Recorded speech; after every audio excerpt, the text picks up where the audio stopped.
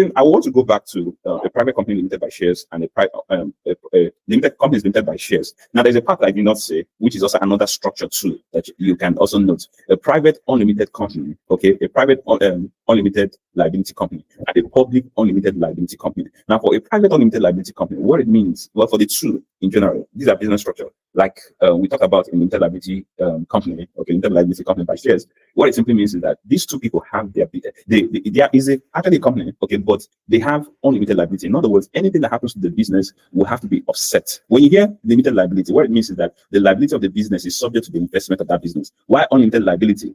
The business, or that's the funding of the business, all of what the business would do, the operations is unlimited. In other words, it goes beyond the company. The people, the owners involved in the business are actually responsible, with their own monies, okay, in the business. So that means if the business cannot pay, they would also have to pay for whatever it is that happens. And although this structure is in Kama, but it is actually not so, you don't really find people doing this kind of incorporation.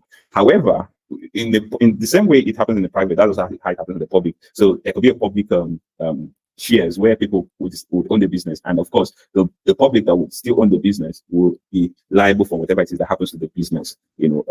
That's beyond maybe those who are even controlling it. Okay, they'll still be liable. Their funding too would also be involved in the business. Now, this kind of business structure are actually good for maybe those who may want to show a very high extreme trust to people that see we are in the business and you can trust us. Why? Because our monies too are actually involved in the business if anything goes wrong. So it's not so obtainable, but it is actually part of the structure that you find under the CAMA, the Company and Allied Matters Act. Another structure too to also know the